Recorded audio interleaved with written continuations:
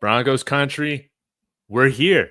We're finally in the playoffs. Want to welcome you all to a much needed collaboration between myself and Kodiak Broncos podcast. Y'all be sure to go show him some love after you smash the like here. Go subscribe to him. Link is in the description to his channel. He's putting out really, really good quality content. We got to get him up. We got to get him monetized, guys. So let's get to it. And before Kodiak, I want to get your thoughts. I just want to say to all the young Broncos fans out there that have never experienced the playoffs, enjoy this, relish this. I pray to God it is not like those many wild card or divisional round meetings between our Jake Plummer-led Broncos and the Peyton Manning Indianapolis Colts, because those made me cry as a child. But we got an exciting game, Kodiak. Again, thank you so much for joining. Man, how are you feeling this week? Just overall going into this matchup. Overall, I'm feeling pretty good. And thank you for having me on the show, Mr. Talks. I'm feeling pretty good because this is something that even I think the most optimistic Broncos fans heading into the year would be hard pressed to think that we were even going to be in this position based on how much doom and gloom I thought was surrounding this franchise the Monday after the Chiefs won the Super Bowl last year. And remind me, your prediction was one of the more optimistic ones heading into the year. You said they were going to go 9-8, correct? Yes, 9-8. I had them at 7-10. And I didn't expect this level of play from the team. I didn't expect this level of production from our rookie quarterback. Even when we drafted him back in April, I didn't expect, just all the great things surrounding this franchise to be where they are now. And I didn't expect Sean Payton to basically make this team over.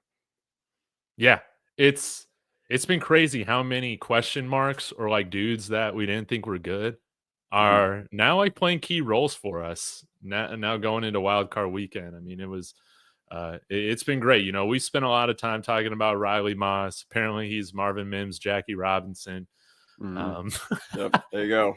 Hey, there we go. That's right. So love that he's 21, falling in the mold of Aqib Talib. But before we get into the keys to the game, what the Broncos need to do to pull off this miracle, get this victory in Buffalo.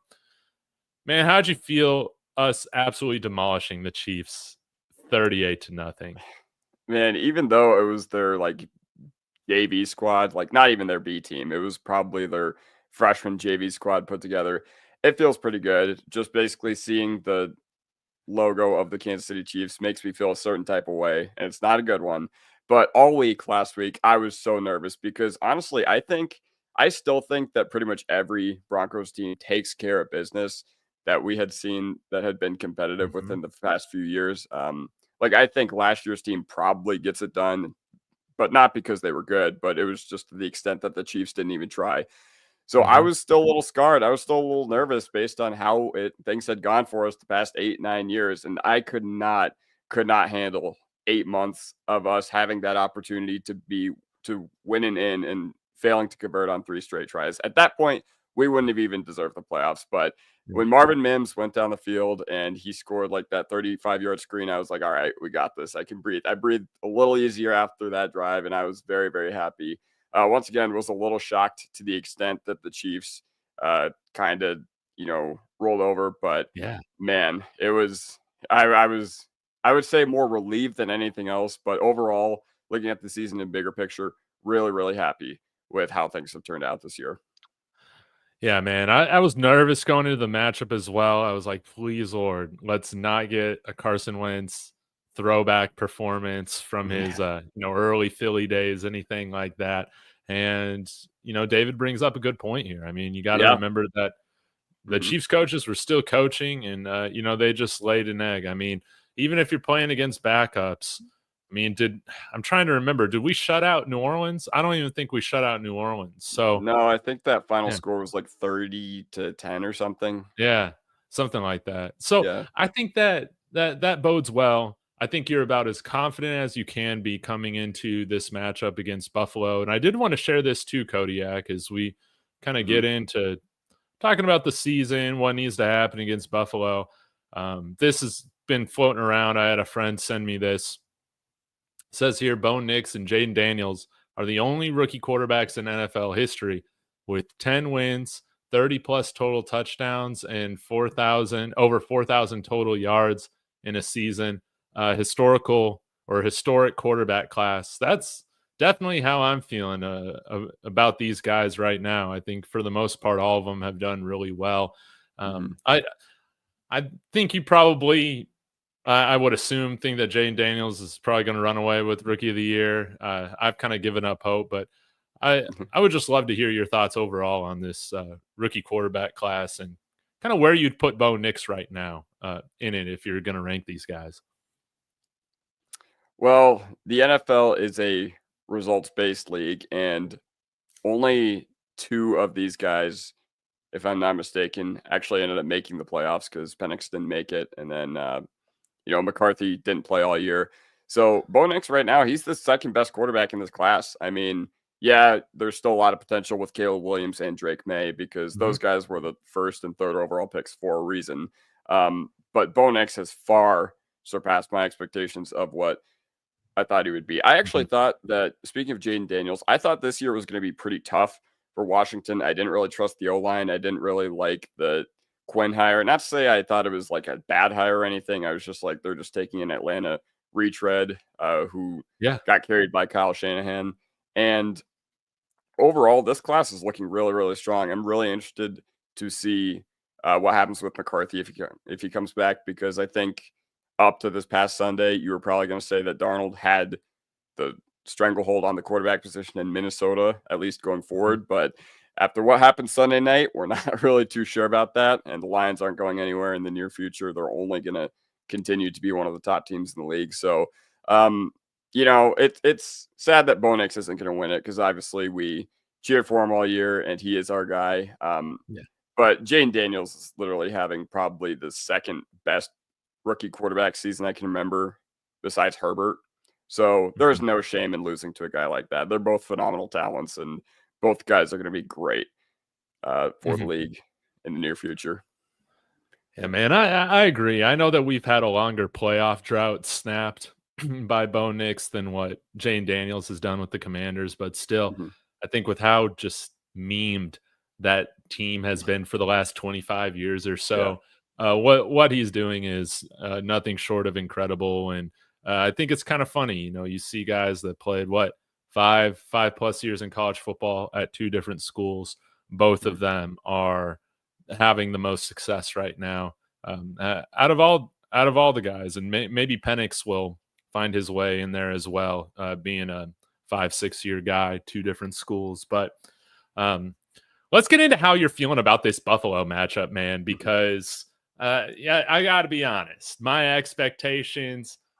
I'm not expecting us to win, but there are some things that I think, hey, if Tim Tebow could throw for 300 yards in a playoff game against the Pittsburgh Steelers years ago, we could beat Buffalo. I mean, that's Mhm. what they're known for, blowing these types of games, right? What are your initial feelings, thoughts on going into Buffalo?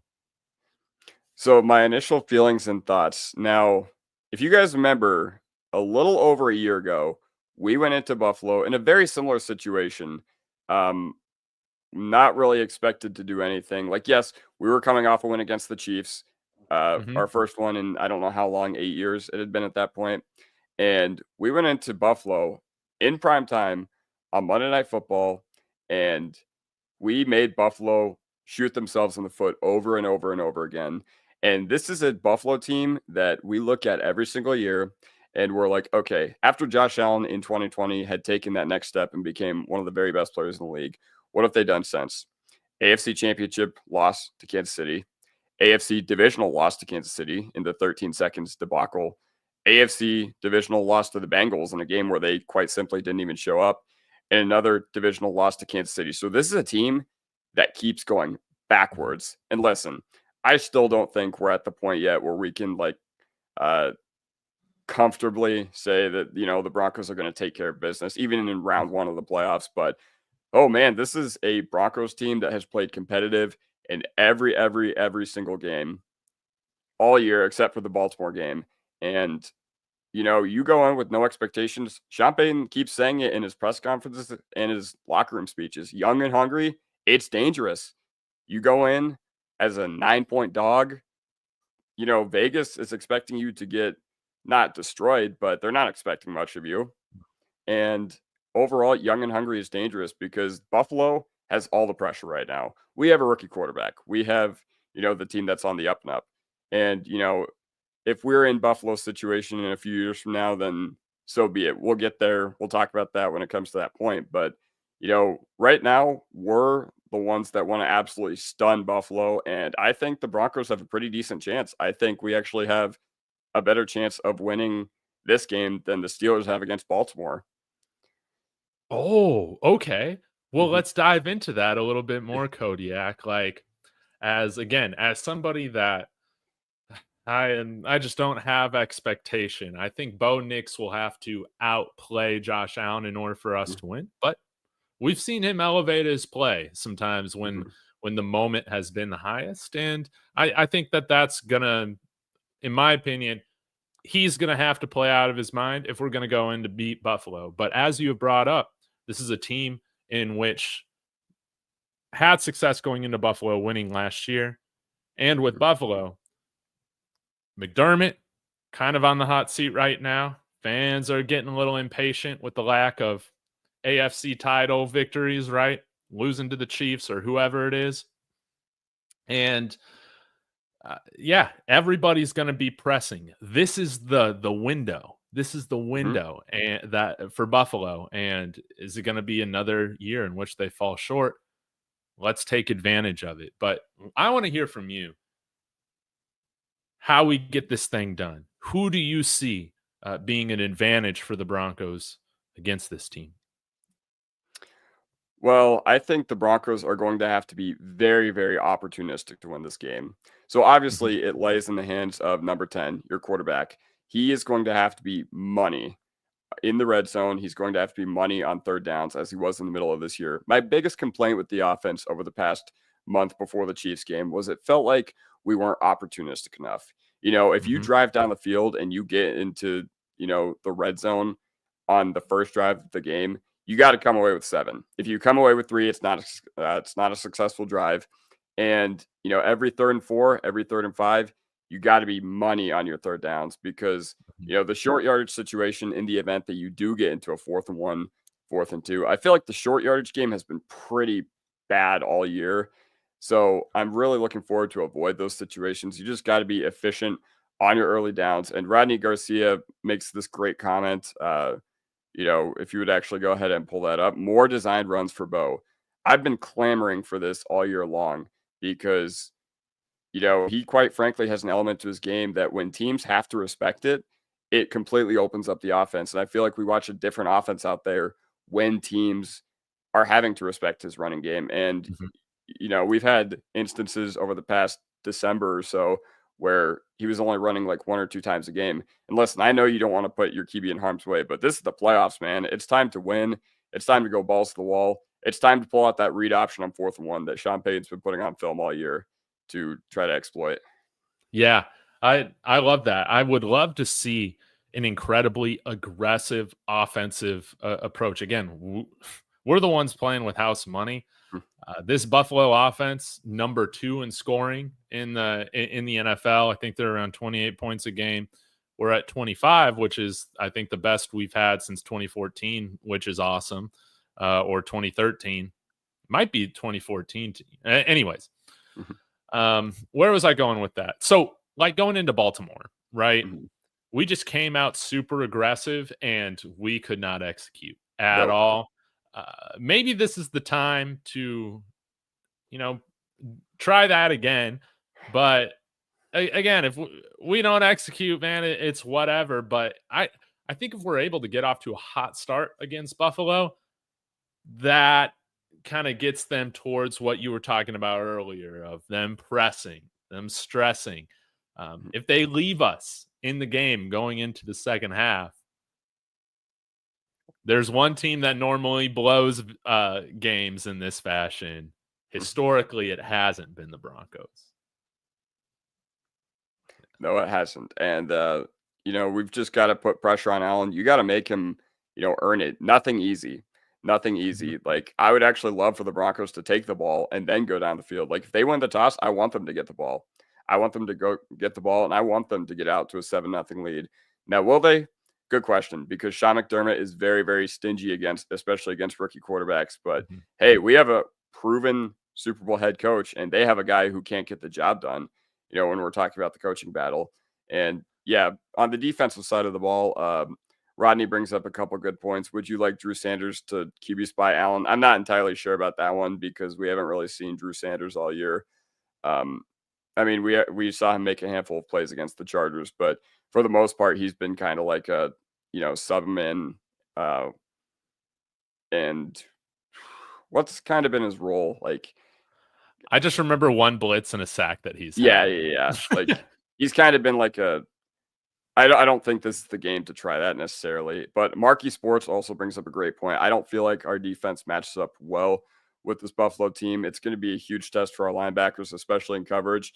I agree with this because we have seen the middle of the field, particularly our linebackers, but our safeties are prone to this too, get absolutely obliterated. And, Barton and Sternad, I feel bad for Sternad because he was never supposed to be in this situation to begin with, coming into the year, and Singleton going out in week 4 against Buffalo. Against Tampa. Week 3 against Tampa was when Yeah. he tore his ACL. And listen, I feel like the coverage has not been that stout in that department as of No. late. So that is an area where Buffalo could easily exploit us because they have the guys to do it. You have James Mhm. Cook, very, very fast, very capable receiver, led the NFL in rushing touchdowns, 5 yards a carry. You have Ty Johnson, who's another guy who can get it done in the receiving game. So, yeah, I think the game plan for Buffalo is going to run through the middle of the field, and you're going to need big performances from those guys. We've had Barton and Sternad at points play very, very well this year. And, you just want those guys to hit their stride and hit the ground running this game because I feel like the success on the defensive side of the ball is contingent on those guys and the communication doing well. Yeah. It's very interesting how this defense is going to match up against Josh Allen because, to your point, I really do think a lot of stress is going to be put on the inside linebackers. This is a side comment, but Mhm. I can't I can't think of a team right now that loves their inside linebacker speed right now.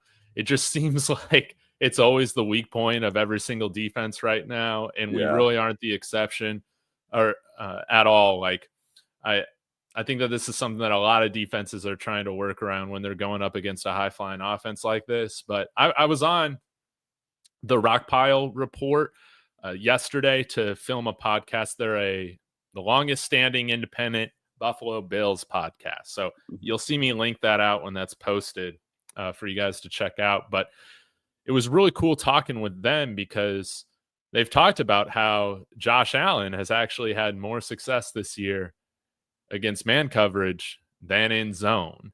And that brings up a very interesting point because when we've run a little bit more zone, over the last month or so, we've been absolutely thrashed. What do you think we do if you're Vance Joseph right now, Kodiak, from just a simplistic standpoint? Do you try and integrate a little bit more of the zone in there, or do you just say, we're going to play our brand of football? Don't want to get too complicated out there. We're going to blitz and we're going to play man. And if he beats us that way, so be it. But at least we're playing to our strengths. Yeah, of course. At this point of the year, you just got to play to your strengths. You just got to play your best tactical strategy against, whatever they want to do because, we tried zone against Browns and then Jerry Judy went for 230 yards. So we tried it against the Chargers and same thing. I felt like we were Mhm. getting gashed by dudes I'd never even heard of before. And ultimately, yeah, David brings up a great point. VJ has to go back to what made his defense scary. And this is a Buffalo team that matches up very well with our defense because they don't allow a lot of sacks. And by the way, the Broncos league leaders in sacks, Yeah. but they don't allow a lot of sacks. They don't really turn the football over, unsimilar to last year when I think they turned the ball over 5 times against us. Yeah, there's none of that anymore. So it's time for everybody on the defensive side of the ball to play stout football. And, Benito, I felt like against the Bengals and against the Chargers, I just wanted to see more from him. So I would love for him to make himself known to the NFL again, like he did against the Browns, like he did against the Colts. In playoff time, you need your stars to show up. And I would love on the defensive side of the ball for the pass rush to really get going and drop. If you can drop Josh Allen, because they don't take a lot of sacks, if you can drop him in the rare instances that I'm expecting them to, that'll go a long way. That'll go a long, long way. That's a really good point about getting to Josh Allen. And again, I feel like we got to be the aggressor, whether it's going to burn us or help us. Like, that's just how we got to play this. I think if we're going to go in there and get the upset, I feel like at times we've struggled to get pressure with just 4. Obviously, when we're blitzing, when we're being really aggressive, we're running some different, stunts or a twist, sometimes with our linebackers. Like, that's when we start having a lot of success. Obviously, Josh Allen is one of the more mobile guys in the league, so that creates a problem. But honestly, I think your best bet to disrupt him is by blitzing 5, is by blitzing 6, and just praying to God you can get to him quick enough to where there's going to be issues for their offense. Because Josh Allen's taken a step from his quarterback pocket play earlier in his career. He can slice and dice you from the pocket. He can hit the dink and dunkers. He can take what the defense is giving him. And similar to Patrick Mahomes, has that ability to just go off for a big game-breaking play at any point. That's what I want to see. I don't want to see any Vic Fangio, bend but don't break, keep everything in front of you type of defense. I think that will lead to us getting obliterated. Yeah, I 100% agree. I just don't see any reason to go with a passive defensive strategy because it's the playoffs. Like, you got to play aggressive on offense and defense. And ultimately, Marquee Sports brings up a great point. Man coverage all day till you get to the red zone. Absolutely, because think about it. The Buffalo offense, as far as wide receivers, okay, yes, you do have Amari Cooper, who's prone to a blow-up game, so you just got to pray that that doesn't happen. He's prone to, getting 150, 200 yards on any given day, but ultimately, he is not the same player. I feel like we're just watching him year over year just kind of get progressively worse and just become a non-factor. And that's always the player he's been. He's always been the player that could go for, 250 yards one week and then one catch for 5 yards the very next. But, as far as the other Buffalo weapons, like, there's nobody in Buffalo personnel-wise who I think can obliterate us other than their running backs. Like, Kincaid, I don't remember if he's going to be active for this game or not. Isn't he hurt? I don't know. I haven't looked at the injury report. I'll pull it up. No, I think he's going to play. Okay. I think he had an injury at some point this year, but I can't remember off the top of my head. Dawson Knox, also complete non-factor. And Amari Cooper, Keon Coleman, and Khalil Shakir. So those are the 3 guys you really got to worry about. Keon Coleman, he's a rookie, but he still had a better year in the back half of the year to the point to where he was at least at the beginning of the season. So I will take our defense in man coverage against theirs. Now, like I said, those inside linebackers, they got to show up. Pass rush, got to show up. But ultimately, with our secondary, I'm fine with our secondary. I think they'll pretty much be able to match anyone, especially because Riley Moss is finally, he looked to shake off that rust that he had against the Bengals. So Surtain, Moss, and Jaquan McMillan, I'm taking our 3 against their 3 any day of the week. I love it. Especially, I feel like their most dependable receiver has been Khalil Shakir this year. That's going to be a fun matchup to watch. I feel like Jaquan McMillan's going to see a lot of Shakir. And again, I'll take our outside corners against pretty much everybody in the NFL. The real key is going to be, how are these tight ends going to be defended? How are we going to contain Kincaid? He has practiced full participant both of these days, as well as Dawson Knox. And you brought up James Cook as well. And I think it was Rodney may have mentioned in the comments about how James Cook can fumble the ball every now and then. You know, Yeah. he can do that, similar to our running backs earlier in the year. I think that we're going to have to force some turnovers this in this game to pull off a victory. I think all that traditional stuff, like you want to win time of possession, win the turnover battle, those sorts of things. Going up against a really good team like Buffalo, I feel like you got to do that in order to get a victory. But yeah, James Cook, I feel like, is going to provide some challenges Mhm. for this defense, especially for our linebackers. But unless you got any more thoughts defensively on this Kodiak, I would love to get your thoughts on how you feel like this Bo Nix offense stacks up against the Buffalo Bills defense. Yeah, I think defensively we pretty much covered everything. But offensively, okay, so Victory Lap brings up a great point. The Bills' defense is bad on third downs. They've gone through a lot of personnel changes over the past year or so, and they are prone to a very, very poor showing. We saw it against the Rams not even a month ago, who put up almost 50 on them. Yeah. So, yeah, you just got to be ready for that. Now, what I will say, Christian Benford been one of the best corners in the league this year. He's been playing absolutely out of his mind. So, gonna need Sutton to step up. Gonna need Sutton to step up as well. And we've been seeing more of Vele. We saw him more last week when he made that improbable catch to put us up 21 zip. So ultimately, what it boils down to is I think the back half of our receiver room needs to step up. I think we just got to keep things efficient on the offensive side of the ball. Don't make them explosive because honestly, it feels weird to say, but I don't really like our chances in a shootout with Buffalo. I think that if Buffalo can move the ball easily, if they're scoring at will, we're going to have a really hard time keeping up. But if we can keep the ball, if we can do all those things I mentioned, like Mhm. everybody's talking about establishing the run, which I mean, we have not been able to do all year. But if we can do that in this game, if we can miraculously find a way to, be efficient on the ground and keep the ball out of Josh Allen's hands, win the time of possession, that's exactly what I'm talking about. And it all just boils down to being opportunistic on those money downs and being able to keep drives churning along and moving. What do you think? Yeah, we have to win the time of possession. Rockpile Report was also bringing this up, how Denver, our Broncos, actually have one of the higher 3 and out rates in the Hmm. NFL.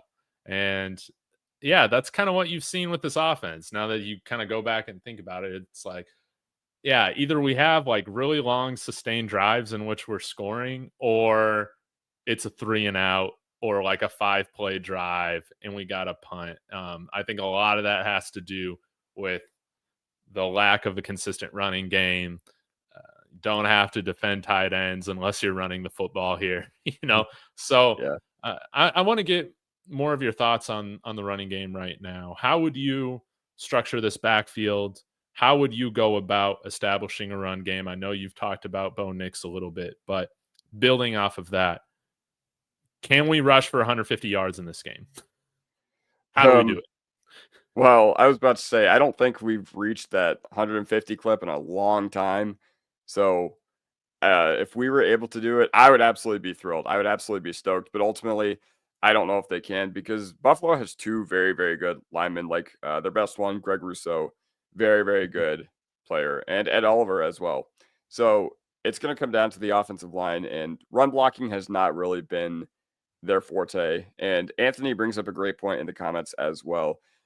Three good run games: Bucks, Jets, and Saints. Yep, that's exactly what I was thinking about. And over the course of this year, I was just like, yeah, we can re-sign Javonte Williams because he's a great veteran presence. But Mhm. I've kind of gone away from that thought. And I think the less we see of Javonte Williams, the better. Because in the Bengals overtime game, he got like I don't even know. He got like one carry and one Something like target. that. Yeah. And I still thought in overtime he was too involved in the offense. Yes. So yeah, I know. That was just an absolutely insane. Yes, Epenesa's a stud as well, Rodney.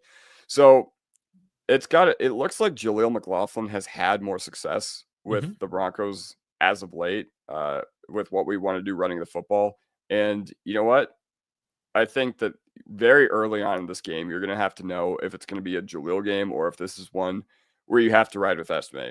Because I know that they do not really want to give the keys to the rookie in the backfield. It's just what Sean Payton does. Unless a guy is Alvin Kamara, he has shown a propensity to not use rookie running backs that much.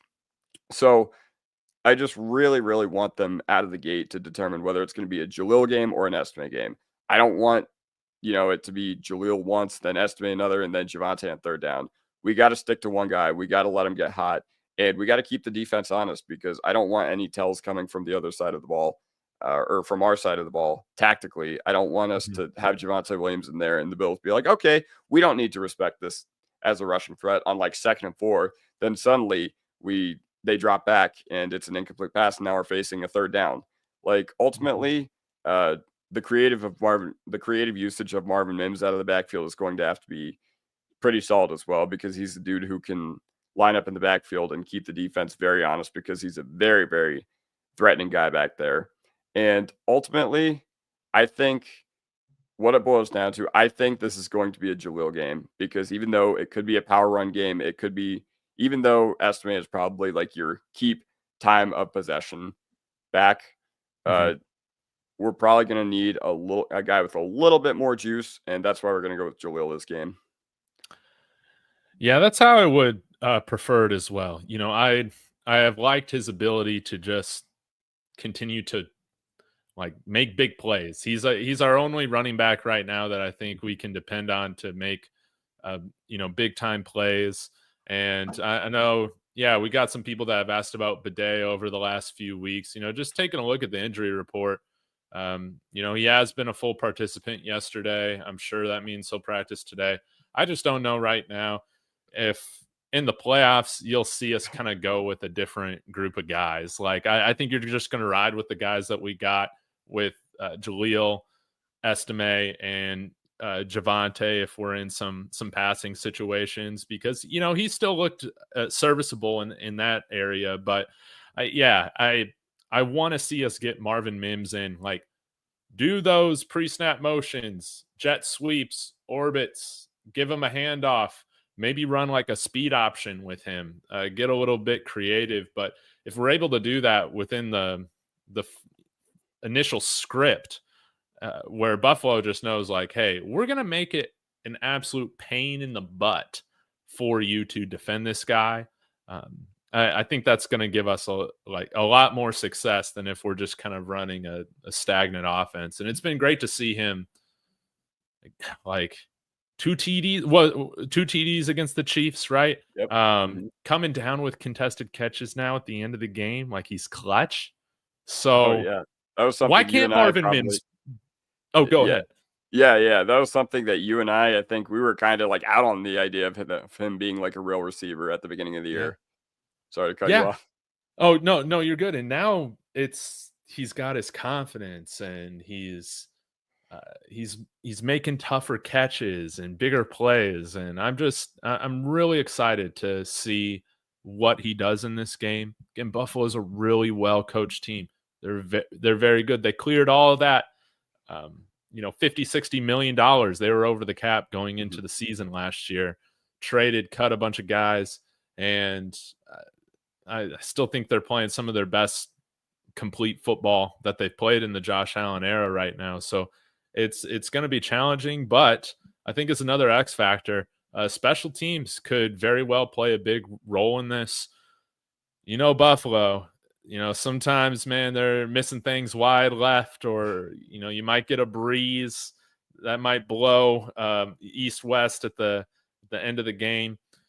Will Lutz has been real good for us this year, man, and that's it's a strange feeling, I've actually felt very confident with him kicking in the second half of the year, which has been great. But if Marvin Mims can make a difference on the returning with punts, can we force Buffalo to punt?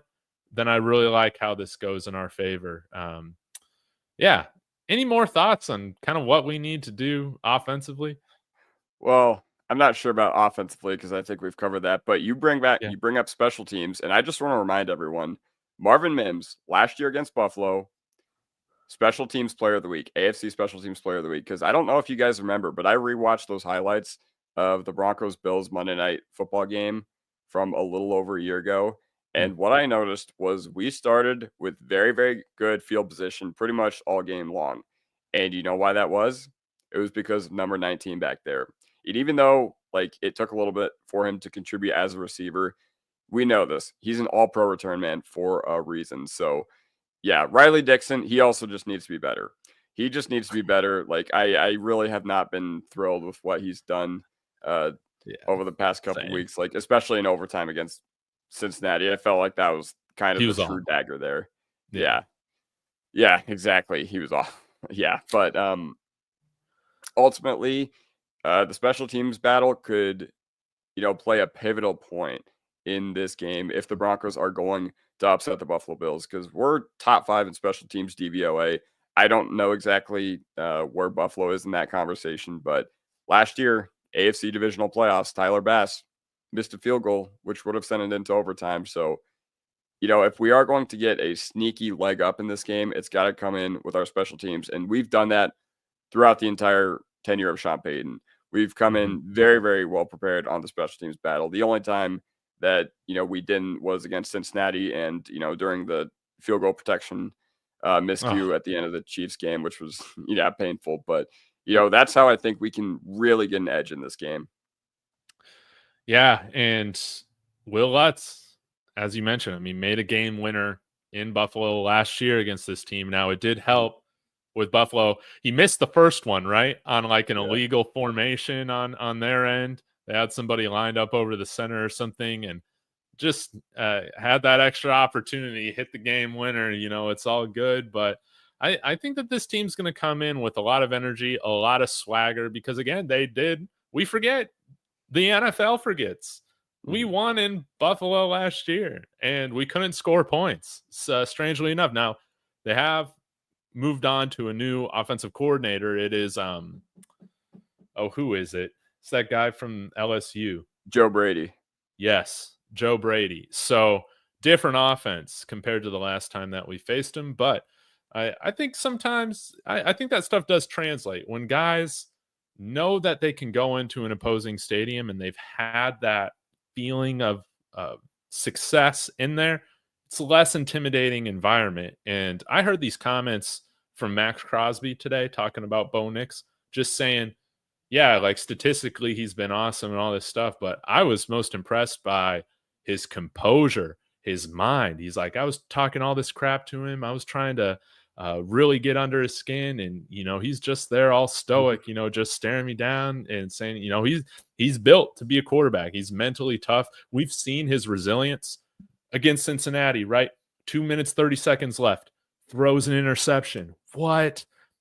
Comes back with a minute left or so and leads the game tying drive. That's the kind of ice that we haven't had um, consistently in Denver here for quite a long time. And it's why, who knows, man?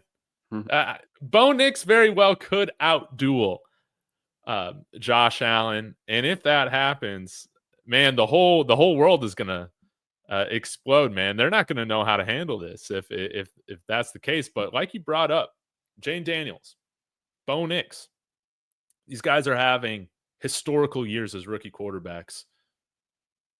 Why can't they? Yeah, Exactly. Exactly. You get into it and you look at everything. You look at the Broncos this year, like I said, competitive in every game. The coaching staff has this team well prepared, even though personnel wise, they're still not where they need to be, even though they don't have that consistent running game. They don't have a real tight end. Their receivers are still kind of a work in progress.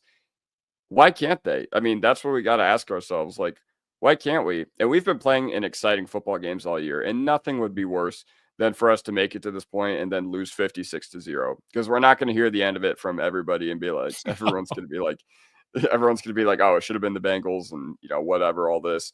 But if you can manage to keep it an exciting game like we have all year, I'm not expecting them to win. Are you expecting them to win? Or I know you said your expectations was kind of, yeah.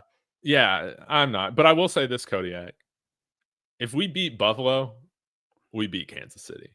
Yeah, I don't disagree with that at all because we should have beat Kansas City earlier this year, and if you beat Buffalo, you are going to have a scary, scary amount of momentum heading into Arrowhead Stadium, where you already know the Broncos in the Chiefs division have been watching them win Super Bowls for the past 5 years, and it is going to be such a terrible sight. Like, honestly, I think if the Denver Broncos can go into Buffalo and win, there's not going to be a single team in the playoffs that is going to want to see the Denver Broncos. And it would have to be the Chiefs because, we're the lowest seed and whatnot. But I don't think anybody would be happy to see them. I think they're all in Kansas City like, oh, we want Pittsburgh. Oh, we want Houston. Well, guess what? In the event that the Broncos move on, you're going to get a very, very dangerous team. You're going to get a very dangerous team. And if we can manage to do it against the Buffalo Bills. Yeah. It's interesting with Kansas City because it's been so long since we made the playoffs, right? 8-9 seasons, whatever. We can play the hypothetical game. We've earned that as fans. If we beat Buffalo, man, if we beat Buffalo, this particular Broncos team, again, a lot of continuity from last year, aside from some of our rookies that came in, and a lot of them played really well.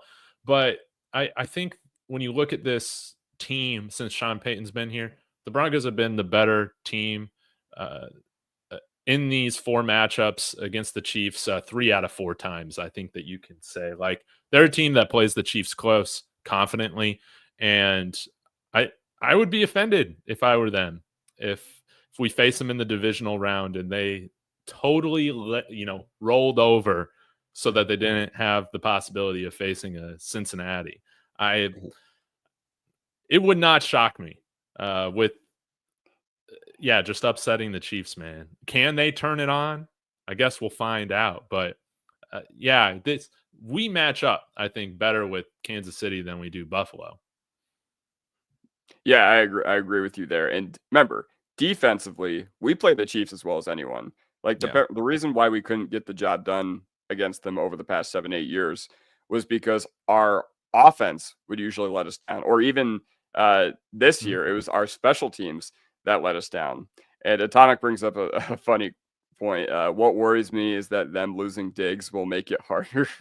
Dang, some shade thrown there. But I just wanted to highlight that because I thought that was really funny. But it's funny, man, because with Buffalo, you don't really know who's going to be the featured guy from game to game. Like you just don't. And I do appreciate Buffalo in this sense. Like Kodiak, it's a little bit of a tangent, but they're kind of similar to us, just culture-wise throughout their team's history, where they just don't do the diva wide receiver thing, and we don't do it either. It's Rod Smith, Ed McCaffrey, Demaryius Thomas, those sorts of guys. I think probably outside of Jerry Jeudy, of course, but probably the only guy that we brought in that maybe had a little bit of diva to him was Emmanuel Sanders. But he wasn't a jerk when we had a real team put around him. When you're having to take passes from Trevor Siemian and Paxton Lynch, I think most receivers would be upset. So I just kind of like that. They got rid of Diggs and they're having as good of an offensive year as you could hope for. Yeah, and I think this is the kind of direction the modern NFL is headed in, because you see the Chiefs, they lose Tyreek Hill and they sustain. They honestly get better as a team. And then you lose the Buffalo Bills, they lose Stephon Diggs, and I think they've won the most games out of the Sean Payton, Sean McDermott, Josh Allen era. So Rodney brings up a good point at the very bottom. What do you guys think? Screen passes to Mims again? See, we've kind of been in our element with these screen passes, and we've really gotten them going. But I think this is one of those games where you try to throw a little deeper. You throw to Mims a little deeper because you want to be aggressive on the offensive side of the ball. We've been running so many screens, and those are all great and all. And I think that's kind of a replacement of a lack of consistent run game. Yes. But this is one where I'd like to see Mims everywhere. Obviously, we want to see him out of the backfield. We want to see him, utilized as a decoy.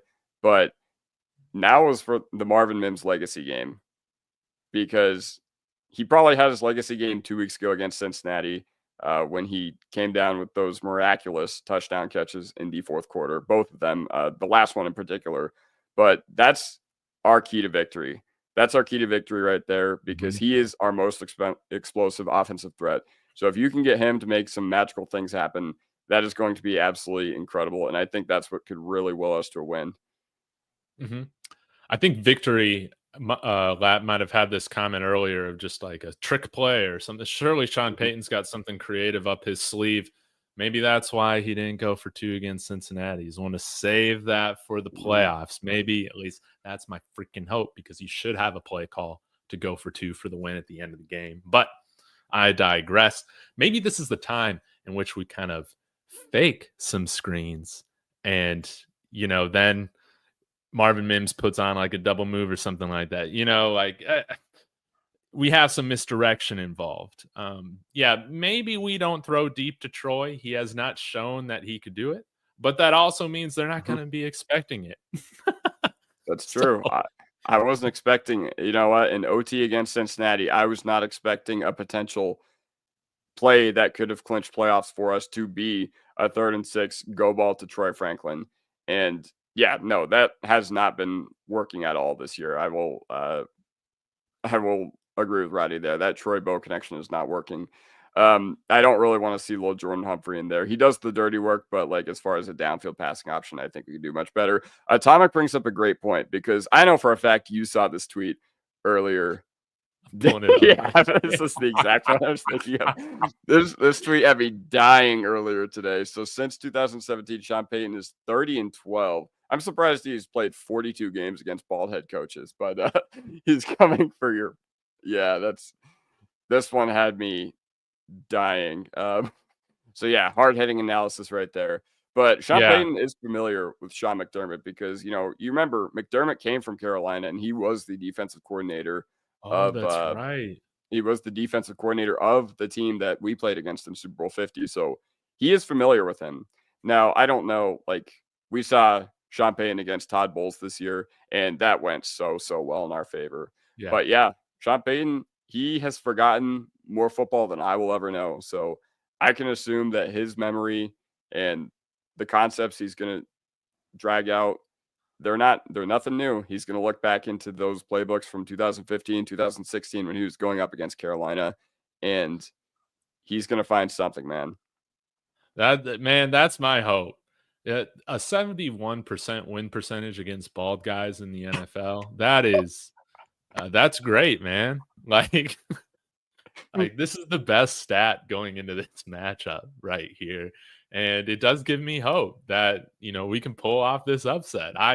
I would love it. I'm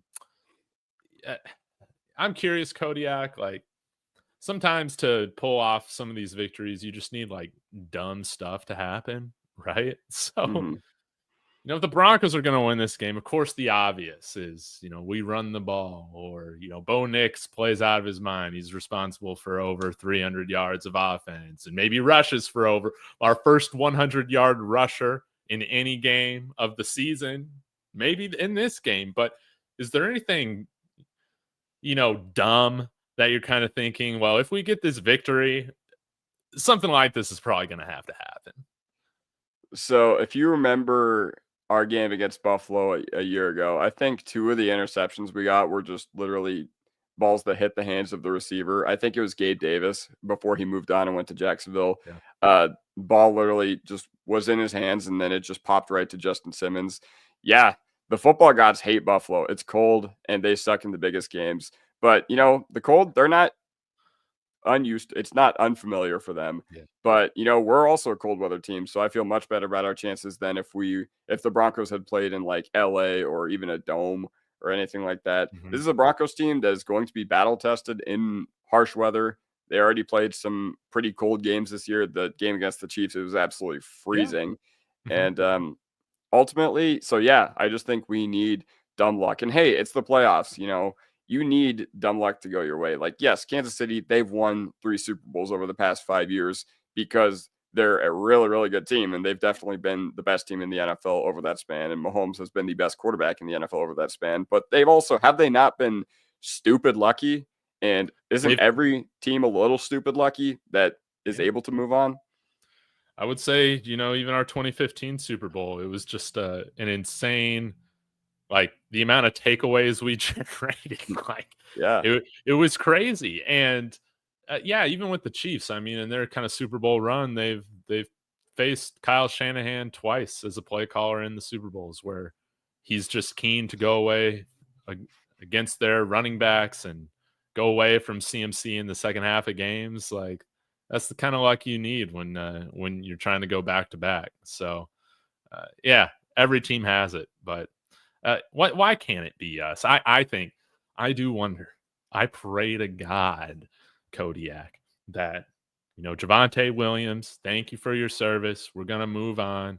Maybe there's a lot of different running backs that I would be excited about. I know that you talked about Scattaboo recently, so maybe we can talk about him. But why don't you just turn back the clock for one more throwback performance? It's been a little while since we saw Javante go off, towards the beginning of the season. Who is it against? Like the Saints, something like Yeah, that. Saints, and then Yeah, can we get a throwback performance? I think if we're gonna get a victory, it's gonna be something like that where somebody that you're just not expecting to do anything comes out, has a great game, somehow is featured in the offense. We never would have expected Troy Franklin catching a ball past 20 yards.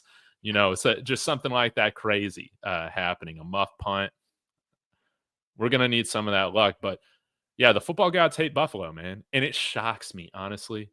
I know playing outdoors is it's all about the Buffalo brand, but when you've missed and lost so many games on missing field goal kicks at the end, I really thought they were gonna dome this new stadium, that all this taxpayer money, billions of dollars. Nah, man. Nah, we're not even putting a retractable roof over that thing. And, oh, yeah, I saw that, and I saw that it's gonna be, like, probably one of the most expensive stadiums ever, and it can hold up to, like, 7 feet of snow, and, like, 80% of the crowd is covered as well, which is, I think, pretty neat because, it'll keep everybody out of harm's way from the weather in the crowd, but on field, you're getting the exact same product, and, I mean, Rodney brings up the point, do we want a dome? Do we want a dome? Like, can we get an indoor stadium? I mean, like I wanna hear your thoughts on this, and I'll give you Yeah, mine. yeah. If we had a retractable roof, because that's how I'd want to go about it in Denver, where you can kind of figure out, okay, is it to our advantage to have the roof open or not? Depending on who our quarterback is, it helps with quarterback play. We win the Super Bowl in 2012 if we have a retractable roof. I am fully convinced. God forbid we have to move on to find a new quarterback anytime soon. But I don't think it's a coincidence that Jared Goff has been as successful as he's been, playing so many games in domes there in the NFC North and in Detroit. So I think it does give you some more options.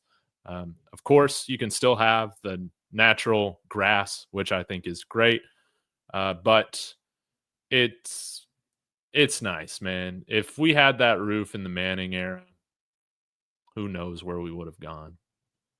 Yeah, exactly. I'm not like a football purist that says like, "Oh, it needs to be played outdoors," or anything like that. I'm a fan of like these new stadiums. I like SoFi, I like Allegiant as somebody who used to live in Vegas. So yeah, that everything that goes into like a new stadium and all that, that's great. I think it's really cool though. So I Yeah. think it would be along the lines of what the Colts do, which is I think they decide like the day of whether or not the dome's going to be open, Mhm. and then Ursay tweets out on his Twitter whether or not it's going to be open, which it kind of has confused me at some points because I remember there was a game in 2015 where we went in there and I was like, Yes. "Wait, why is Manning wearing long sleeves?" I was like, "Huh?" Like it was like 55 degrees there, but they had the roof open, so now granted when you are a defensive team like the Broncos have been over the past 10 years, like the identity of the team, Mhm. whether they've been good or bad, has been defense. And I Mhm. would argue it still is defense just because of, PS2 and Benito and how good they've been this year. Mhm. So harsh weather and, the ability to play in the snow and all that favors defenses. Um, Yeah. yeah, Rodney brings up a great point. US Bank Stadium, also a great stadium. So yeah. Um, But, like, regardless of the weather, Buffalo, they're gonna be battle tested, but Denver's also gonna be battle tested for the cold. So we'll really see how this matchup goes.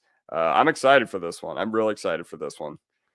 Yeah, me too, man. I just can't wait. I'm gonna feel like a kid on Christmas, and again, I think that why can't Bo Nix have the type of performance to elevate his team against a cursed franchise like the Buffalo Bills? It can happen. Let's see it happen. Um, Kodiak, I want to ask you some questions if you still have a handful of minutes.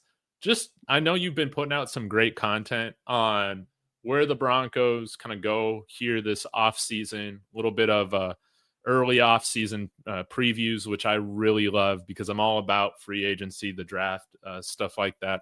I would love to hear maybe just some spark notes or just some thoughts right now on some of the guys that you've been looking at, guys that you feel like would be really good fits for the Broncos, and how you would approach this offseason. I assume it does not include Tyreek Hill. No, it really doesn't include Tyreek Hill. I just think that that's kind of a grenade waiting to happen, and I think the Broncos are pretty smart about that in regards to like skill position players. Like if you remember 3 years ago when Deshaun Watson requested a trade, the Broncos weren't even one of the teams that was in on him. Um, but what I want the Broncos to do this offseason, so our offseason plan, it goes back to the skill position guys. And there's a reason we love skill position guys. We love Madden, we love highlights, we love fantasy football. And, with those skill position dudes, those are the easiest things to keep tabs on. So, Mhm. with the running back position, with the lack of run game, we have a good offensive line. So, where does that? We have a good quarterback, we have a good head coach, we have a good play caller. So, where does that place the blame on the run game? It pretty much exclusively goes to the personnel we have at that Mhm. position. What I will say is that, a month ago, I think before the Cleveland game, we came on and I talked about this and I was like, okay, I want us to bring Javante back. Kind of going more and more away from that idea. Like he's just offering absolutely nothing in the running back room. Uh, Mhm.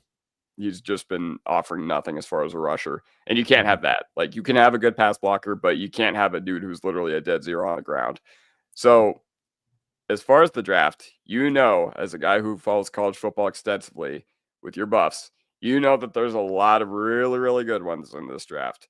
Yeah. And more specifically, the tight end position as well. A lot of really Yes. good ones in this draft as well. So, where do I want the Broncos to go right now? Gun to my head, everybody I want is available at the God, I don't even know 20th what pick pick. right now. Yeah, 20th pick right now. Everybody wants Tyler Warren, and I think that I don't see how you can't lean towards that option because he's a perfect fit for a Sean Payton offense. Taysom Hill has survived through multiple head coaches, multiple quarterbacks, and multiple, coaching changes within the New Orleans system. So he's not just a scheme merchant. That's the kind of player he is. And I feel like with Tyler Warren and the fact that he was a quarterback in high school and the fact that he's lined up under center, he's lined up, out wide, he's lined up at, tailback a handful of times this year. That offensive versatility would do a great job of keeping defenses honest. Now, if we do not go the route of a Tyler Warren or even a tight end in the first round. I mean, Mhm. Genty, he's an option, but I mean, there's a lot of really good running backs in this draft, and that's not Yeah. to say that Genty wouldn't be worth that pick because there's always the philosophical question of, oh, is a running back worth a first round pick? And that's always more of a philosophy question more than a team fit question. But Mhm. ultimately, you have guys like Caleb Johnson, you have guys like Maureen Hampton, you have guys like I don't know. There's another one. Oh, Scatterboo. Mhm. And, Scatterboo, what do you think about him as a buff? You watched him play in the same conference you did. What do you Yeah. think about him? I want to hear I your think thoughts. I don't know where he's going to test out, like with his Mhm. straight line speed, but he just, to me, comes off to somebody as somebody who is just faster on the field than what their 40 time is going to be. I think that he does have more wiggle than people would assume or anticipate. I mean, he can make guys miss. He can juke. He can run through them as well. But like, I love the kind of cockiness and edge to his game. Like I really do love that. It's something that I think good football teams have. And again, somebody that can throw it. He's a fantastic receiver. Obviously, he can run down the field as well. So you can get really creative with him. Uh, I don't know if I see him as like a second round pick or anything like that. Again, we'll see how he grades out. I feel like right now at the highest, he'll probably be a third round pick, but we'll have to see. I would really love to have him there, but also if we can't get him, I would really love us to bring in just somebody with some extreme twitch, wiggle. Again, a lot of people think Quinshawn Judkins, which no doubt, like I would be happy to have out here. I think Ohio State had him put on a little too much weight this year, and you haven't seen go watch his Ole Miss stuff, and it's like, oh yeah, like he looks like a different dude. I still think you can recapture that with him. But the guy from Ohio State that I like more is Travion Henderson. And he is truly dynamic, a home run hitter. Dylan Sampson from Tennessee, somebody that I really like. The Virginia Tech running back, I've watched a little bit of him. Tutton, I like him a lot, or Tootin. You can get a running back on any day in this year's draft. I don't know if we'll draft two, even though I would love that. But I'll tell you what, Kodiak, I'm not going to be freaking out with how this draft is looking at right now if we don't draft a wide receiver, which is strange. We'll see how it goes the more I get into it, but I just do not feel as if, like right now, based off of the year Tez Johnson had, as much as you guys are pissed off about him, I'd rather have Troy Franklin. The fact that he's like 6'2", 6'3", and can run. I don't think a guy like Tez Johnson right now fits in this room for what we need. I would just love us to go after tight end, running back. Hopefully we can find another bargain signing in free agency with a good wide receiver to come in here and complement the rest of the group. Thoughts on all that? Well, I mean, wide receiver is not as big of a need for the Denver Broncos as I thought it would be. Like, McMillan, he's obviously going to be a top 10 pick, and Yeah. in the NFL draft, but we're not gonna be in that No. range. So Luther Burden, a lot of people are really freaking out because his production was not that good this year, and he was actually outproduced by another guy on his team. I think Weiss was his name. Yeah, I agree that as of right now, our personnel at the wide receiver department is fine. Colson Loveland, is he a tight end? Yes. I don't really I see him as a fringe first rounder. Like I was watching him, and listen, I know it's hard to evaluate Michigan right now because of how diverse their offense was this year compared to what they had done under Harbaugh.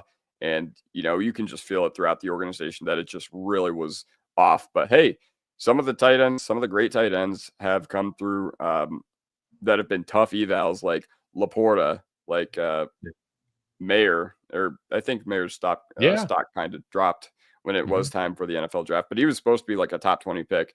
From these ugly offenses, those guys can be really, really nice picks as well. And I agree, Atomic, like Loveland's so much less exciting than Tyler Warren. I know that we've been seeing, Tyler Warren and Loveland be mocked around the same range, but I just don't have those guys in similar tier as prospects. But yeah, with the running back room, going back to what we said, we're going to probably need to overhaul our skill positions in some way.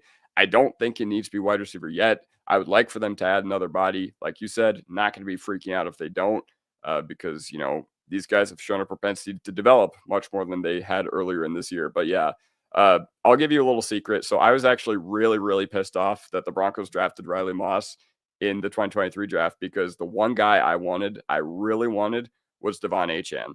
I wanted Achane, and the fact that he was taken one pick before, he was one pick. Riley Moss was one pick before. We jumped the Dolphins, so I was like, "Oh my god, this is Javonte Williams 2.0. This is Javonte all over again." And it just unfortunately didn't work out. Now, I'm obviously happy with Riley Moss. Don't get me wrong. You got his jersey on. Yeah, of course. I wouldn't be happy if we didn't have our new Jackie Robinson. But Dylan Sampson, Jordan James, those are the guys that I think would fit well with the Broncos because, Amarian Hampton, he's a thumper. And, he's a good downfield runner. He's good with like contact balance. And I love me some running backs who can stay upright. And I love my tackle breaking machines. But ultimately, Caleb Johnson also looks really good. Mhm. But I really like my. I think the Broncos are lacking a guy who could just hit a home run Yeah. on at the running back position. Like Jaleel, he's good. He can, be a good. I feel like he kind of caps out at about 10 to 15 yards though. Like he doesn't have that wiggle to kind of make dudes miss at the second level. Like he is shifty That's Leo. why he's probably went undrafted, like that, the Yeah, pass exactly, protection stuff. exactly. Yeah. Plus all the wear and tear he had at Youngstown State. Like he is a good player. He's much better than I thought he was in the middle of this year when I was like, Yeah. this dude's kind of nothing. But ultimately, with our skill positions, tight end, running back needs an overhaul. A lot of people, yeah, Bidet was the only guy who could do that. He showed that in a game, and then he got injured. So ultimately, in the skill position groups, we know where they need to upgrade. But it brings up the question: when you have a team that's playing as well as the Broncos are, and you have an aging offensive line, like you have an O-line and defensive line that, you can kind of replenish the resources. This is what the Eagles did for many years. Howie Roseman, he always dipped into the trenches no matter what people thought the needs of the team were. So what are your thoughts if we dip into the trenches on either side of the ball instead of attacking skill position in round one? Because obviously This we're going to need skill position at some point in the draft, but what if we forego it in round one? this is a great question because I would love for us to do that with the free agency class right now shaken up to where D-line isn't very deep. DJ Jones, I think we do bring him back. Of course, Cortland Sutton, you guys have brought up, he'll be like 30 next year, but I think we can get away with him coming back for another year. And plus, he's under contract for just a super cheap number next year. Like, that's just what it is. But right now, I feel like we potentially could have a future starting right tackle with Palczewski. We don't really know what the ceiling is for Frank Crum. I would imagine, like realistically, maybe he can develop into that long-term swing tackle for us. I'm not going to say he's a guy taking over for Bowles, but thank God we got Bowles under for another contract. Where I have some question marks here as we get further into this Bo Nix contract is what we do with Ben Powers, what we do at the center position, if we're still needing an upgrade there. And then again, what do we do with John Franklin Myers this offseason? This seems like all the people who know the draft much better than I do are talking about how, hey, the tackle talent up top, like maybe it's not like where it's been at with other years, but overall the offensive line and defensive line there, you're going to be able to get good quality players at those positions throughout this draft. And as fun as I have with the mock drafts, hitting that thing skill position heavy, baby, it would not surprise me if we come out of this draft with only like 2 skill position players drafted. And I'm curious, Kodiak, what you think about this, because you talked about Tyler Warren, how similar to Bo Nix, I think Tyler Warren means more to an offense like this than maybe some other teams in the NFL. And that allowed him to fall to us, which was great. I just got a feeling. I know Tyler Warren, like, what is he, like 6'4" or something like that? He might be a little bit smaller, or is he Yeah, 6'6"? I think he's like I think he's listed as like 6'6", but Oh, okay. college teams, they always lie with their measurements, so we'll see at the combine. Yeah, to me, he doesn't seem like as big as Colston Loveland. Yeah, they have him at 6'6", 260. So hopefully I'm eating crow on this, which is great. But you can line him up at fullback. You can line him up at any tight end position. You can line him up in the slot. You can have him throw passes. You can hand off to him. Sean Payton's going to love that. And I know we only got 6 picks, but would you trade your second round pick that I feel like we always miss on anyways to trade up halfway into up in the first round to pick him? That's a really good question, and I'm glad we're starting this draft talk early because the draft is my Christmas, so I love it.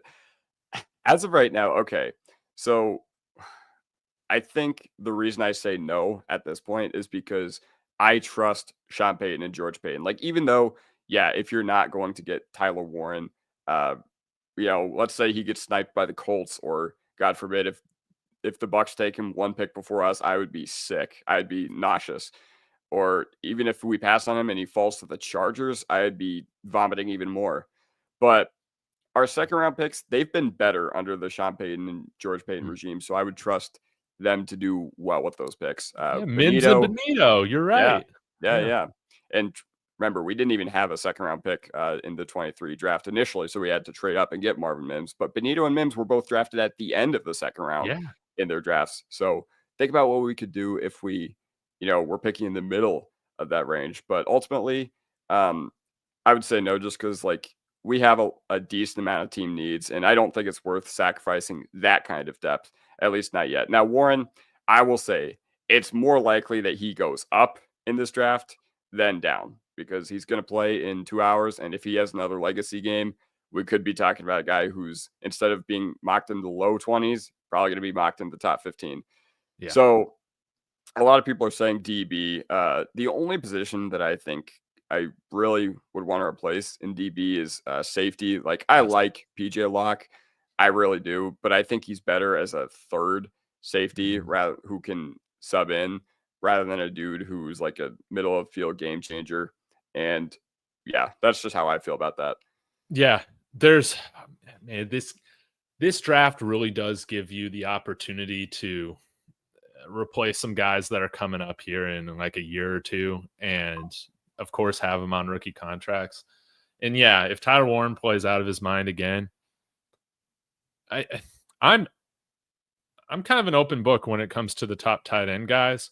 Harold Fannin, I really like him a lot. I think he's a little bit more explosive than Loveland, but I would be thrilled with having Loveland here as well.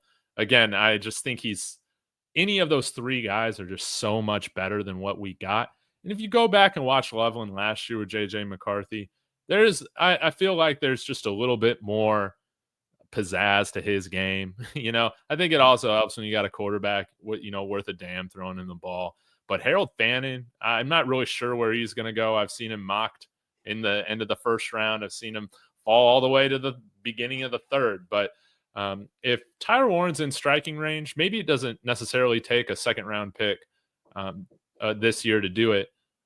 I do wonder, with Sean Payton traditionally staying aggressive to always trade up for the dudes that he really wants.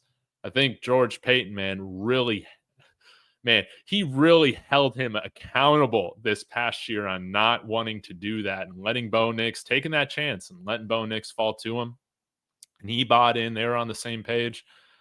It just wouldn't surprise me. But if we could get like a guy like Walter Nolan in the first round and then go tight end or running back with our day 2 picks, I think that would be game changing as well. I think that there's some really good safeties in this class that, like you said, could ultimately be an upgrade over PJ Locke. And corner, you can always use more corners, but I feel a lot better having seen what Chris Abrams-Draine did this year. Like, you got a solid 4. Yeah, exactly. So, corner is not like I'm not concerned about that at all until we're talking Yeah. about like Riley Moss extension time. But ultimately, yeah, this team, it does have a lot of holes, like inside linebacker. That's a position we historically have not really invested in over the past 7-8 years. So, um, it begs the question of, okay, you had Drew Sanders, sure, but he was an early third round pick. Now, do you add in the middle of the second round, like with your second round pick? Do you add at inside linebacker there? Um, I'm curious to see how they attack the position, because it's tough to evaluate inside linebackers, but it's also, they're kind of considered the running backs of defense for a reason. Like, we've had just complete no names have great production for us. Like Alex Singleton, I understand, Canadian Football League Defensive Player of the Year, but ultimately that's the Canadian Football League, and we found him on the street, and he's given us um, serviceable play at that Yeah. position and been one of the locker room leaders. So I'm curious to see, what do you think we do at that position? I think we need to definitely add more talent there, but you attack that through free agency or the draft, or In terms of Yeah, spending high draft capital on a guy. No, I think Zach. I think it might have been Zach Seegers when I was talking with him. Just how, like, I think traditionally, like the better teams, they're they're able to find a guy like what we've done, like through free agency, that have been going around on practice squads for a few years, and then they just break out. Todd Davis, right? Is a good example of that. It's kind of they're late bloomers, but I would much rather pay for a guy that is already proven at that position, just because it's so much. The learning curve is so much harder for a rookie coming in than it is running back. And again, people find inside linebackers day 3 undrafted. They're developed on practice squads for a couple of years. I'd much rather spend our free agency money on like a Nick Bolton than using a second round draft pick on an inside linebacker that we're hoping can get up to speed, and then using that on cheap uh, skill position talent that hopefully Sean Payton can integrate into the offense quicker than maybe we've seen sometimes in the past. But Vele was quick. But yeah, Singleton. Um, it's going to be interesting to see what we do with him. I think we probably cut him. But Nick Bolton, Dre Greenlaw, somebody else brought up in the chat. There should be some guys that, if we do want to invest in them, because we don't have to go after an edge now, why not? Exactly. Edge was probably one of our top peg team needs for God knows how long, 4 or 5 years. Mainly because we traded Vaughn, and then Chubb couldn't stay healthy, so we had always kind of needed outside linebackers or edge rushers. But ultimately, when you have a guy like Jonathan Cooper, that alleviates so much pressure, because Benito, I mean, I didn't expect him to be this good, Oh, but ultimately, the fact that those guys are both that good, you don't need to invest in edge, which is absolutely fantastic, because that's one of the core 4 positions: quarterback, offensive tackle, edge, and corner in the modern NFL. And I hope we find a good free agent linebacker, because it's been tough with Cody Barton and Justin Strnad this year. Barton, I'm more thrilled with than Strnad, but didn't Strnad kind of get benched like at the end of the Cincinnati game? yeah. It wasn't good.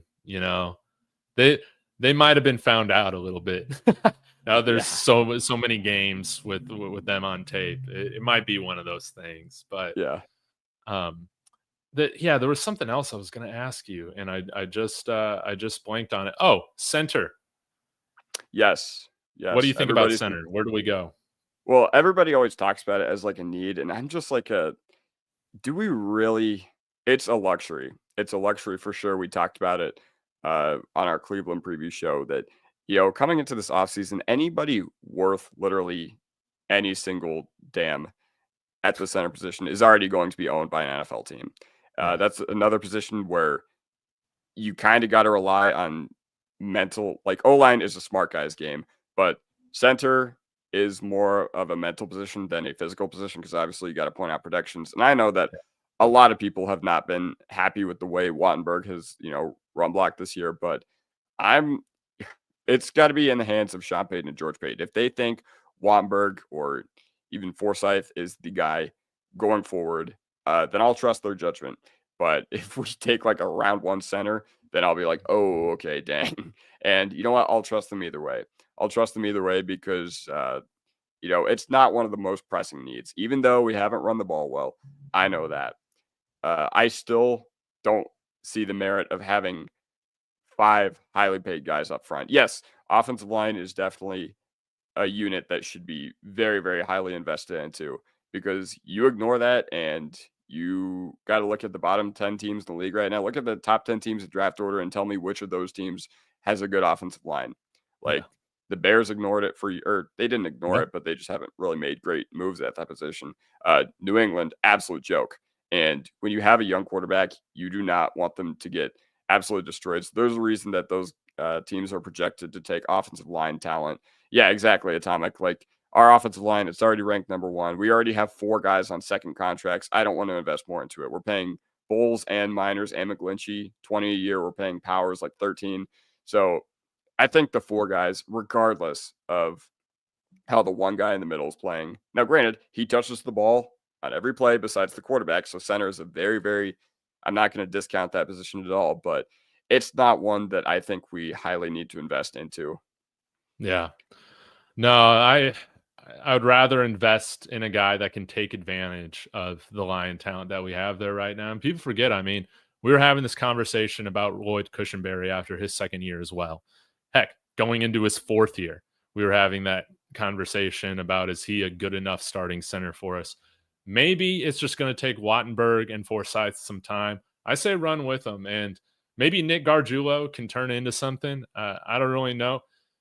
It would be great if he's somebody that's serviceable, especially at the guard position, because I don't really know where we go right now. I would love it if we drafted a guard maybe sometime on day 3, just to get another kind of maybe higher ceiling guy in there than what we've had just in a while. But I don't want us to get arrogant with the offensive line like the Dallas Cowboys got, and then it was a total drop off over like a couple of seasons. This needs to be a pipeline where we're always having dudes ready and getting our 6, 7, 8 picks every draft now. Hopefully moving forward, we can do that. We can always have guys in the cupboard developing. So yeah, any other thoughts on the way too early off-season preview? Any other like random guys that you really hope that we get? Anything like that?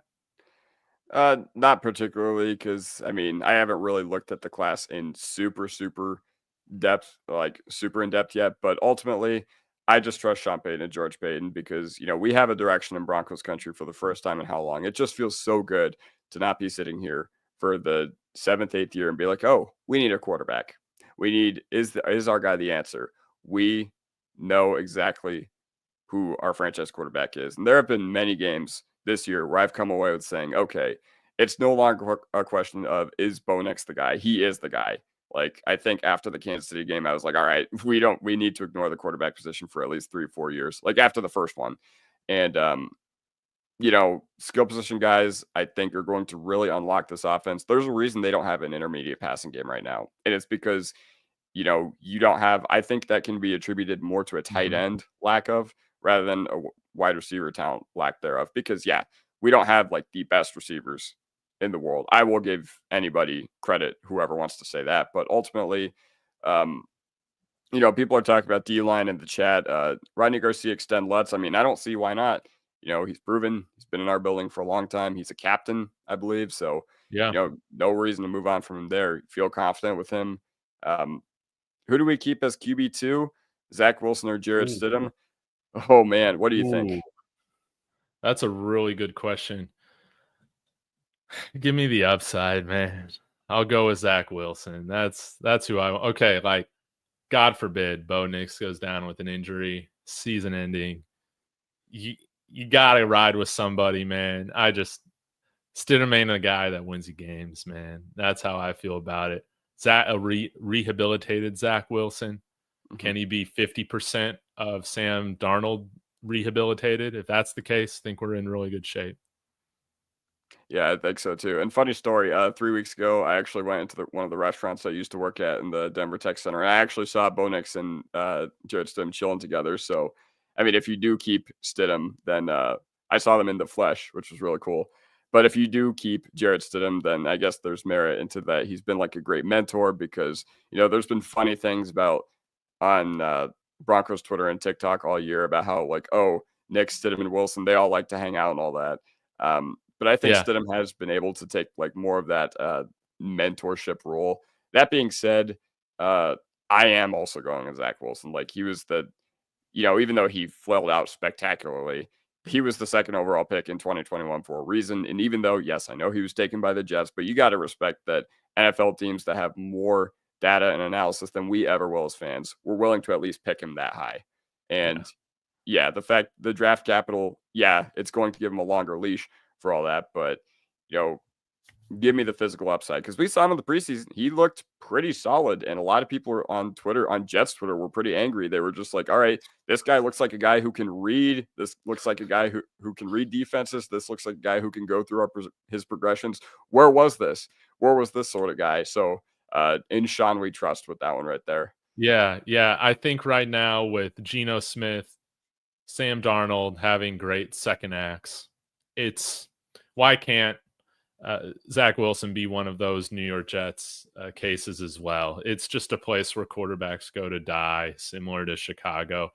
I do wonder, Kodiak. I know we were talking a little bit about punter. I do wonder if we go and spend on punter this year. Like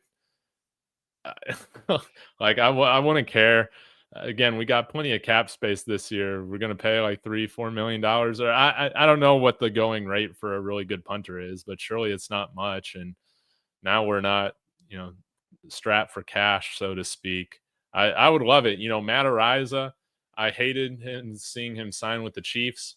Saw he's on a 1-year deal, but he's a restricted free agent with them. So it'll be interesting to monitor if they bring him back, which would suck. But if he is not tendered, maybe because of their cap situation, maybe we bring him over to Denver with Nick Bolton. I don't know. Exactly. And if you really want to go in on a punter, I just looked up Townsend. If you remember him, he was with the Chiefs last year, and now he's with Houston. Um, Oh yeah, he got a 1-year, $2.6 million contract in free agency. So the going rate for a punter is like pretty negligible. The going rate for a punter is actually, that was his cap hit from last year. So this past offseason, he signed a $2.7 million per year deal for 2 years. So that's kind of the going rate for like what would be considered a good punter production. And I mean, if the special teams coach decides it's worth it, because Kotwika has done a phenomenal job, I would literally give him whatever he wanted if I was the GM of this team. If he wants like a gunner taken in the 7th round, a guy who he thinks can be really good, even though we only have 6 draft picks, I wouldn't be one to say no. yeah. Riley Dixon is an unrestricted free agent when this season's up. He was making a little over $2 million this year. So again, I think we can go beyond that with, having the $60 million or whatever in cap space. Again, I don't really know if this is like a running back, free agency class aside from Aaron Jones. Like, could we even convince him to leave Minnesota? But I think you just go with the young guys on offense. I kind of like that.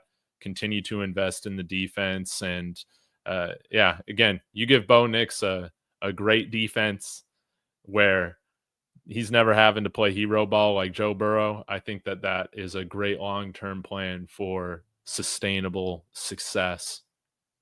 And yeah, it's just going to be fun to see how it all shakes out, man. Like, I doubt we get T. Higgins, man. But one can dream.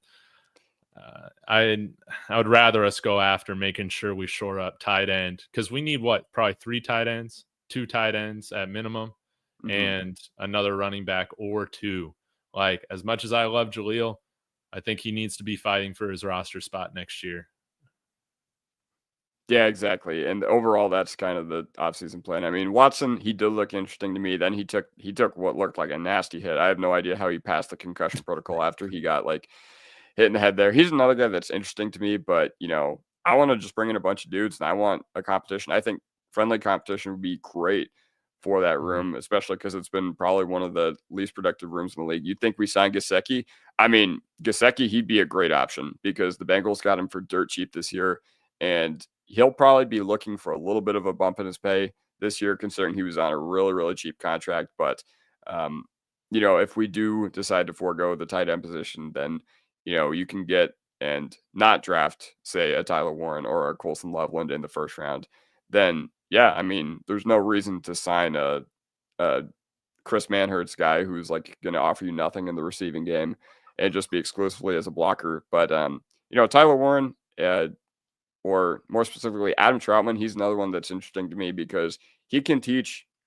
I saw Frankie from Frankie's film put out a great point. He can teach whatever young tight end or whatever new tight end we bring into this building the intricacies of playing the tight end position in a Sean Payton offense. And, Greg Dulcich, he kind of played his way off the roster in a sense. And we've had like nothing from that position ever since. But No. ultimately, I think, tight end is more than just go out there and catch a pass. So, Ferguson, he's an interesting one to me, but he's also kind of a jag. Like, I feel like a lot of these guys are just kind of like the 3 for 45 dudes who play in high volume offenses, and then they go to different teams and they're just like not as good. Like Dalton Schultz is another one that comes to mind. Yeah. Yeah. I think if we bring in one of those guys, or even Jawan Johnson, I always talk a lot about him from the New Orleans Saints just because they won't be able to keep him. Ideally, they serve as kind of a nice number 2 once you get that high end draft pick, hopefully at tight end rolling and up to speed. But yeah, like with inside linebacker, I thought about this last week, with the Saints cap situation. I know he's older, but maybe Demario Davis wants to come here for a run. But I just looked at his contract. It's a mess. If the Saints cut him, they actually add $2 million to their cap. So they actually do not save money. So I guess that's out of the equation. But Nick Bolton, somebody like that would be great. But it's going to be fun to watch what happens with New Orleans, how they move off of guys. I think they are potentially going 0-17 next year. That's like my hot take. Yeah, I kind of foresaw like my biggest victory laps from this upcoming year were on my Kodiak NFL channel. I was absolutely out on the Saints, and I was so out on the Jets too. Rodney Garcia brings up Dawson Knox. I mean, he's kind of a jag. I don't really know how he got $15 million a year from Buffalo when he signed his initial extension. I could be eating crow because ultimately this started out as a Buffalo preview episode, but yeah, no, I don't really think he needs to figure out into our plans.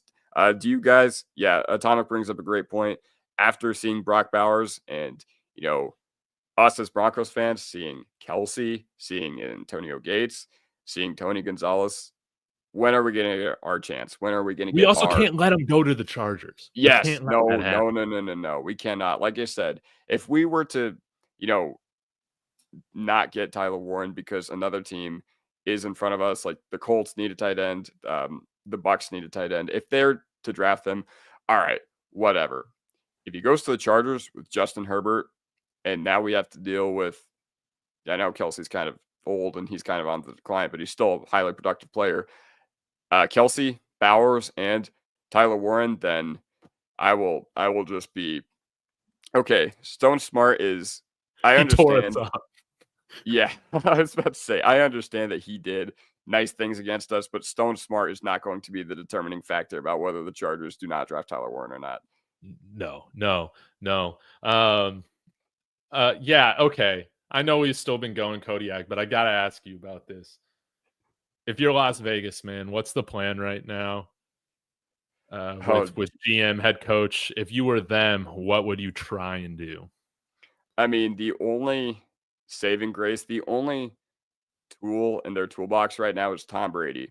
And that doesn't mean like he's going to magically turn that franchise around, because former players, like, they don't always, like, players, We know. yes, they have ball knowledge, but we see the top 100 lists that players make every year, and it's terrible. So Patrick Mahomes handpicked Clyde Edwards-Helaire in the first round in 2020. Like, players, they know football, and yes, players know football, but sometimes they don't know football. But Tom Brady, I think since he is a part owner of the Raiders, he's going to get his chance. I think it was really, really interesting that they fired Telesco after seeing the draft that he had, because, they drafted some nice pieces like Bowers, and then Jackson Powers Johnson. I remember he was a favorite of the community coming into the draft. I don't really know how he's been specifically, but they had more guys I like think he's Richard. been pretty decent. I Yeah, think he's had a yeah. good rookie year.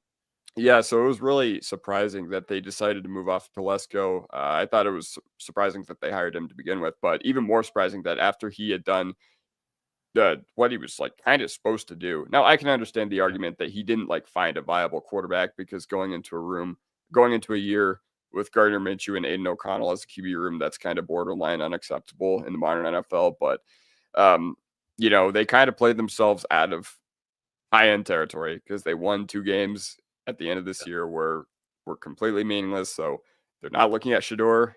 Probably not going to be looking at Cam Ward either.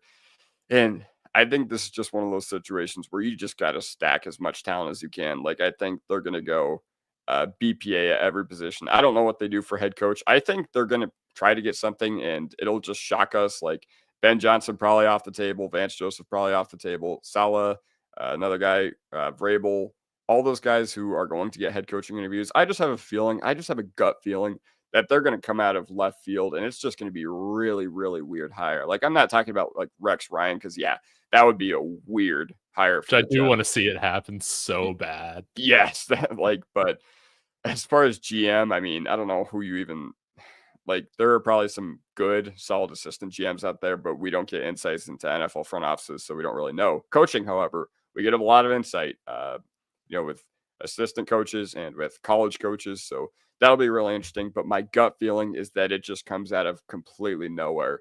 Maybe they hire some random position coach who Brady feels like is ready to take the reins, because I feel like Davis is going to defer to Brady in these situations. And I feel like, the ability to remake the organization from the top down is one of the reasons why Telesco got fired to begin with. It's been interesting listening to some of the talking heads talk about this whole Raiders situation. Like, I listened to a lot of John Middlecoff, and he was saying that he expects Brady to not be in broadcasting next year.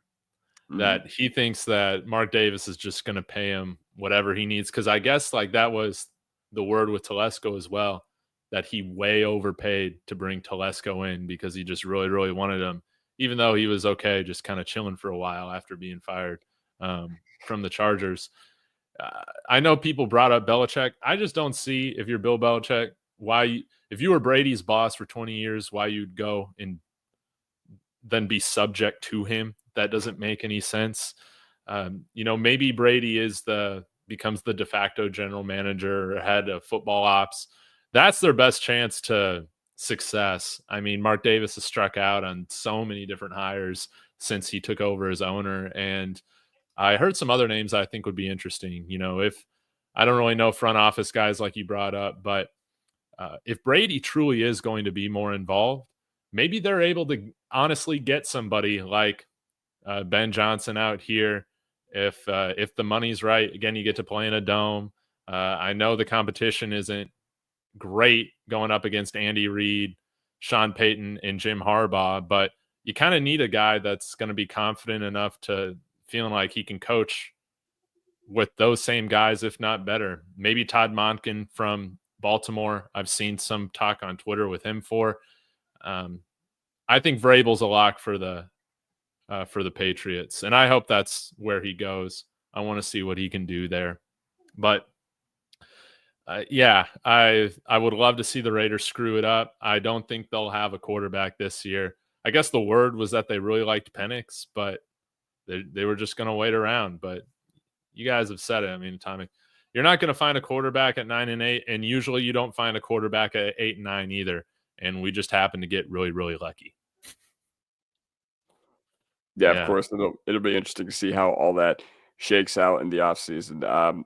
You're not going to find a quarterback at 9-8. And guess what? I was there in Las Vegas when the Raiders won a meaningless game to bump themselves behind us in the draft order, and we were able to leapfrog them, which allowed us to get our guy Bo Nix. And Raiders, Russell Wilson, he's a free agency. I know that's the thing a lot of people talked about last offseason. Russ to the Raiders get Kirk Cousins. I mean, at this point, I just feel like that's kind of just recycling quarterbacks. Like, what do those guys have to offer? Like, there's no way that Brady's going to go up to the podium with Russell Wilson or Kirk Cousins and be like, they need to tank this thing next year. I mean, I hope they don't, but they should. With I imagine the 2026 quarterback class should be pretty good, right? I mean, I don't know. I'm trying to think who might be some of those guys. Drew from Penn State. Drew Aller, if he doesn't declare, maybe he declares after this game. I saw Carson Beck at the portal, so he's no longer going to the NFL. So, Arch Manning. Do we keep Davis Webb? I sure hope so. Yeah. I don't think Vance goes anywhere, right?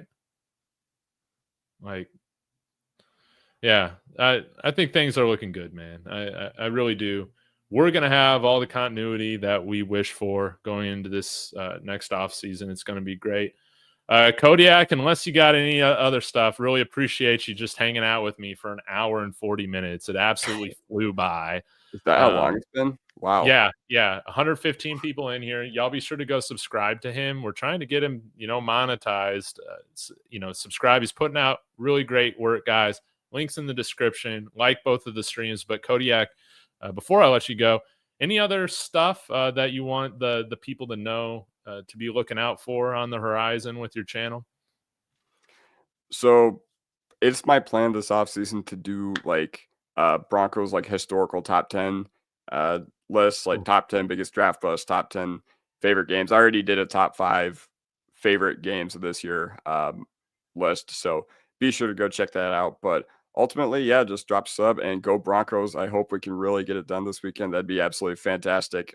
Thank you all for hanging out with us in the chat. You guys really propelled us, and you guys were why we were able to have this awesome show after we got done talking about, the game at hand. So yeah. No, wait, one more thing. Rodney Garcia said, any talk of Garrett Wilson if he wants it out of New York. I mean, I've always thought he was a tad bit overrated, but he's still one of the premier wide receivers in the game, and receivers that good usually aren't available very often. So yeah, ultimately that's what I'm thinking about there. I think if you can get him and the cost isn't substantial, I'd be in on it. Yeah, we might need to have some guys on the team to throw in as kickers that hopefully have some higher Madden ratings than anticipated if we're gonna pull it off. And one of the more underrated things is think about how many moves that George Payton and Joe Douglas had made, like as GM of the Broncos and GM of the Jets. Like apparently they were supposed to trade Judy to the Jets. Right. Didn't work out because of whatever Madden or whatever. Yeah. John Franklin Myers, Zach Wilson. So that was a pipeline, and unfortunately we don't have that working to our advantage anymore. But yeah, ultimately, I don't have anything else I want to cover unless you can think of anything else. Go Broncos.